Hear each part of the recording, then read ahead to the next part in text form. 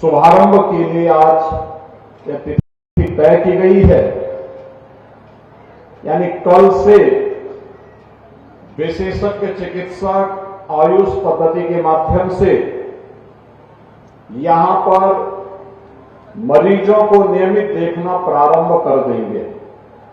इसके लिए मैं सबसे ज्यादा लाभ इसका भटक, चरगावा, पिपराइच, बगल में परतावल, पनियरा और गोरखपुर जनपद के सभी वासियों को, महाराजगंज जनपद वासियों की इसके बाद तुरंत महाराजगंज जनपद लग जाता है, इन सबको प्राप्त होने वाला है। मैं इसके लिए आप सबको हृदय से बधाई देता हूं। आप सबको मैं इस बात के लिए अपनी शुभकामनाएं देता हूं। भाइयों बहनों, आज प्रधानमंत्री मोदी जी के मार्गदर्शन में, उनकी प्रेरणा से उत्तर प्रदेश एक जनपद एक मेडिकल कॉलेज की ओर बढ़ चुका है।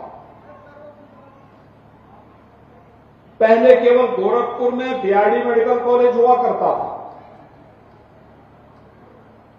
गोरखपुर के बीआरडी मेडिकल कॉलेज में कुशीनगर, देवरिया, महाराजगंज, सिद्धार्थनगर, बस्ती, संत कबीर नगर, आजमगढ़, मऊ, बलिया, उधर बलरामपुर, श्रावस्ती, गोंडा, बहराइच, नेपाल के सभी लोगों को, बिहार के लोगों को, सबको गोरखपुर में बीआरडी मेडिकल कॉलेज में आना होता था। लेकिन आपने अच्छी सरकार चुनी और केंद्र में मोदी जी ने अपना आशीर्वाद दिया। प्रदेश में भी भारतीय जनता पार्टी की सरकार आई। आज परिणाम क्या है? गोरखपुर में बीआरडी मेडिकल कॉलेज जो बंदी के कगार पर था, उसमें सुपर स्पेशलिटी ब्लॉक की स्थापना हो गई। गोरखपुर में एम्स की स्थापना हो गई। कुशीनगर में मेडिकल कॉलेज बन रहा है। देवरिया में मेडिकल कॉलेज प्रारंभ हो चुका है। महाराजगंज में भी मेडिकल कॉलेज के निर्माण का कार्य प्रारंभ होने वाला है। सिद्धार्थनगर में मेडिकल कॉलेज प्रारंभ हो चुका है।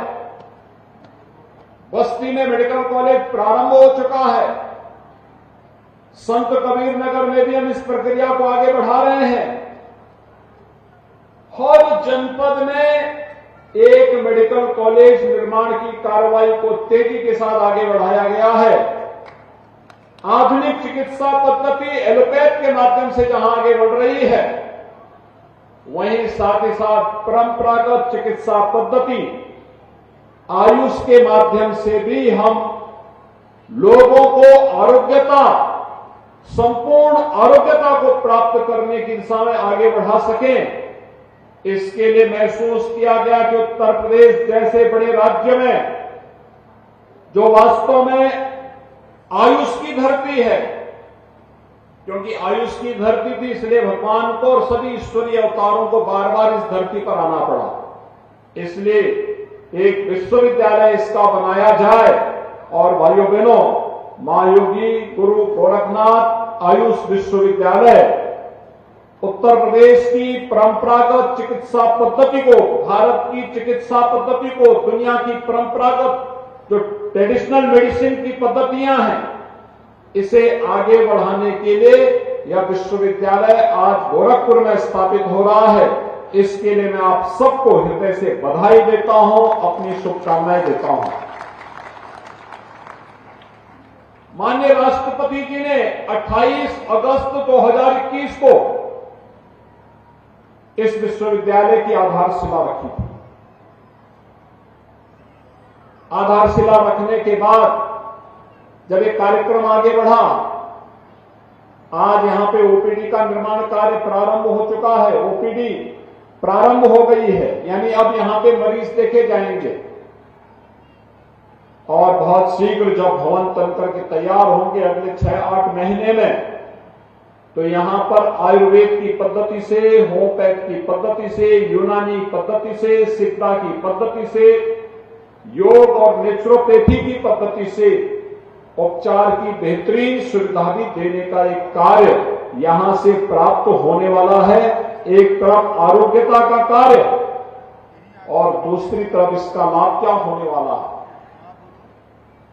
2 प्रकार के लाभ होंगे।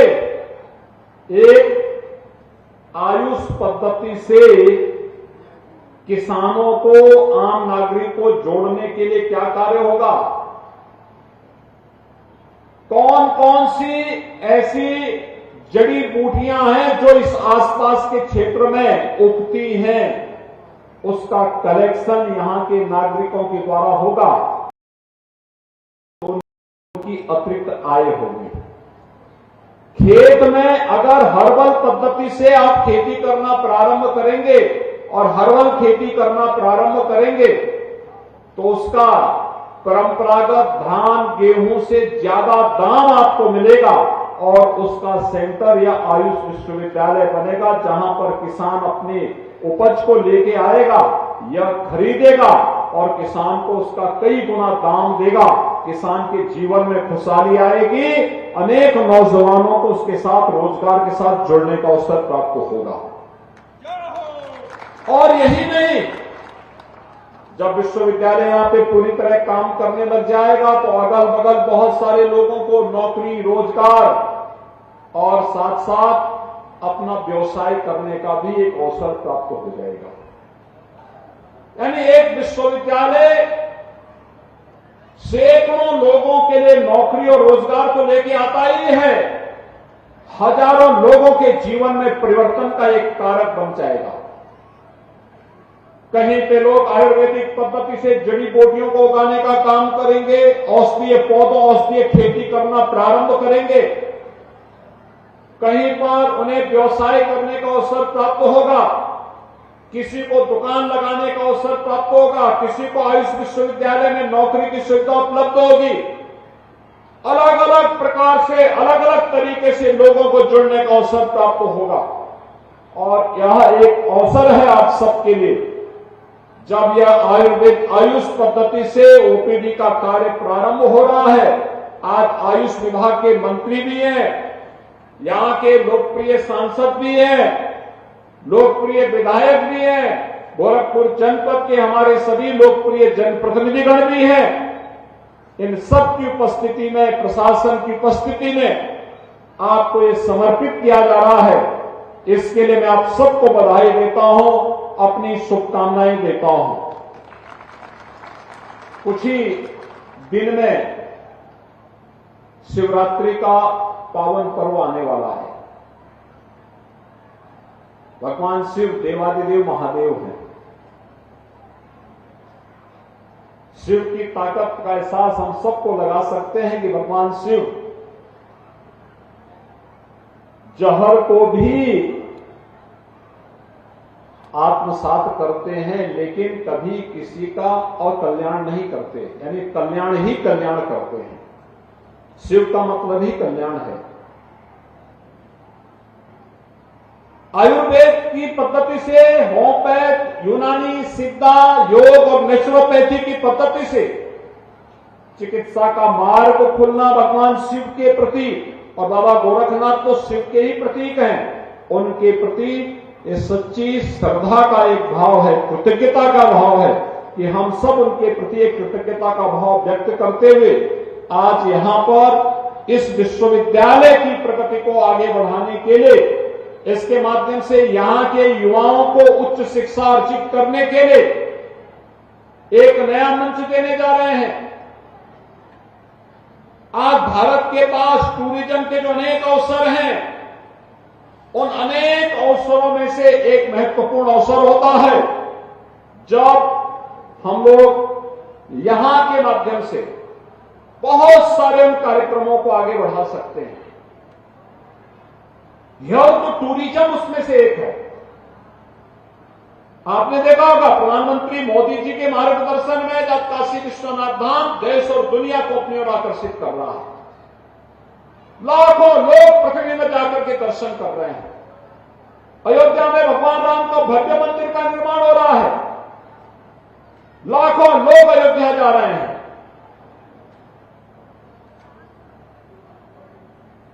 ही हर तीर्थ स्थल में लाखों लोगों की भीड़ लगी है। ये केवल श्रद्धा ही नहीं है, बहुत सारे लोगों के लिए रोजगार भी होता है, उसके माध्यम से रोजगार मिलता है लोगों को।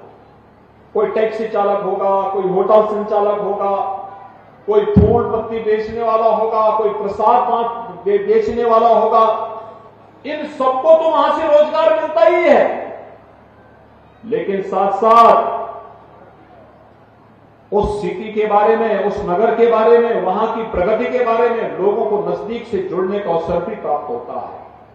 उत्तर प्रदेश इस दृष्टि से सौभाग्यशाली है कि दुनिया के श्रद्धालु जनों को अपने यहाँ आकर्षित करने के लिए सभी प्रकार के धार्मिक स्थल हमारे पास मौजूद हैं।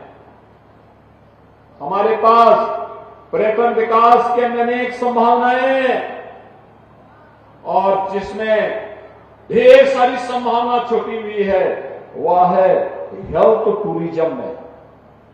हेल्थ टूरिज्म एलोपैथ में कम, आयुर्वेद में, योग और प्राकृतिक चिकित्सा में ज्यादा संभावना छुपी हुई है और इस संभावना में यह एक नया अवसर देगा यहां के लोगों के लिए। यहां पे डिप्लोमा के कोर्स चलेंगे, सर्टिफिकेट कोर्स चलेंगे, विश्वविद्यालय अपना डिग्री कोर्स चलाएगा, यहां के युवाओं को प्रशिक्षित करेगा। आप गांव-गांव और घर-घर में आयुर्वेदिक पद्धति से, योग और प्राकृतिक चिकित्सा पद्धति से उपचार के नए माध्यम ढूंढ पाएंगे, लोगों को नया कार्य दे पाएंगे। और यहां पर तो अच्छी मिट्टी है, अच्छा पानी है, बगल में इतना भारी जंगल भी पड़ा हुआ है। इस सब का लाभ आपको प्राप्त होगा। दुनिया यहां पर टूट पड़ेगी आकर के कि लोगों को आरोग्यता प्राप्त होगी, पूरी दुनिया यहां आएगी। इसके लिए इस प्रकार का माहौल देने की आवश्यकता है। भाइयों बहनों, अभी हम लोगों ने लखनऊ में ग्लोबल इन्वेस्टर समिट किया। पूरी दुनिया आज उत्तर प्रदेश और भारत के अंदर निवेश करने की इच्छुक है। पूरी दुनिया में आ रही है। यानी जितने प्रस्ताव हमें प्राप्त हुए हैं 33.5 लाख करोड़ का, इससे मालूम है कितने लोगों को नौकरी मिलने वाली है। 95 लाख नौजवानों को सीधे सीधे नौकरी की संभावना इससे बन पाएगी। आप अनुमान कर लीजिए, यूपी के नौजवानों को पहले नौकरी के लिए दूसरे राज्यों में जाना होता था, दूसरे देशों में जाना होता था, और आज जब उत्तर प्रदेश के नौजवानों को उत्तर प्रदेश के अंदर ही कार्य मिलेगा, उनको फिर कहीं जाने की आवश्यकता नहीं। तब अन्य क्षेत्रों से, अन्य देशों से लोग भाग करके उत्तर प्रदेश में आएंगे और फिर कहेंगे कि साहब यहां के नौजवान को हम भी देखना चाहते हैं, अच्छा कार्य कैसे होता है। ये आबादी, युवा ताकत हमारी, युवा ऊर्जा है, ये प्रतिभा है हमारी। इसका बेहतर उपयोग समाज निर्माण के लिए, राष्ट्र निर्माण के लिए करना है। इसे सकारात्मक दिशा में आगे बढ़ाना है, अच्छा प्रशिक्षण देना है, इसके स्किल डेवलपमेंट के लिए कार्य करना है। और इसके लिए हर एक संस्था को जुड़ना पड़ेगा अन्नदाता किसानों के साथ, नौजवानों के साथ, नागरिकों के साथ। सभी लोग मिलकर के कार्य करेंगे। मेरा ये मानना है ढेर सारी संभावनाएं इसके माध्यम से हम विकसित कर पाएंगे। उत्तर प्रदेश के ग्लोबल इन्वेस्टर समिट ने आज प्रदेश के सभी 75 जनपदों में निवेश की इन संभावनाओं को आगे बढ़ाया है। अब कोई जनपद ये नहीं कह सकता कि हमारे जनपद में निवेश नहीं हो रहा है। हर एक जनपद में हम लोग ये देने जा रहे हैं। और भाइयों बहनों, विकास समान रूप से प्रदेश के अंदर हर एक जगह होने जा रहा है। इसका लाभ भी उत्तर प्रदेश को प्राप्त होगा। आज के इस अवसर पर यहां पे ओपीडी का जो कार्य कल से प्रारंभ हो जाएगा, मैं यहां के लिए आयुष विभाग को, माननीय कुलपति जी को, उनकी पूरी टीम को हृदय से बधाई देता हूं। और मैं उम्मीद करूंगा कि आयुष विश्वविद्यालय नवंबर-दिसंबर तक बन करके तैयार हो। धन्वंतरी जयंती के अवसर पर प्रयास होना चाहिए कि हम आयुष विश्वविद्यालय के मुख्य भवन को भव्य रूप में देख सकें, क्योंकि भगवान धन्वंतरी की जन्मस्थली उत्तर प्रदेश ही है। और उस अवसर पर हम उस भव्य भवन को देख सकें, जिससे नए सत्र में इस विश्वविद्यालय के द्वारा केवल प्रदेश भर के महाविद्यालयों में ही प्रवेश की प्रक्रिया का संचालन न हो, बल्कि नए सत्र में यहां पर भी अगले वर्ष प्रवेश हो सके, यह भी कार्य हम सबको तय करना है। आज के इस अवसर पर मैं आयुष की पूरी टीम को हृदय से बधाई देता हूं, आप सभी का अभिनंदन करता हूं और विश्वास व्यक्त करता हूं कि विकास की इस प्रक्रिया के साथ हम कदम से कदम मिला करके उत्तर प्रदेश को भारत की सबसे बड़ी अर्थव्यवस्था में स्थापित करने में अपना योगदान देंगे। आप सबके प्रति मेरी शुभकामनाएं। धन्यवाद। जय हिंद। नमस्कार, मैं हूं मानक गुप्ता। अगर आपको हमारा ये वीडियो पसंद आया हो तो इसे लाइक और शेयर जरूर करें, और हां, हमें सब्सक्राइब और फॉलो करना ना भूलें ताकि आप देश और दुनिया की कोई खबर मिस ना करें। तो जुड़े रहिए हमारे साथ और देखते रहिए News 24।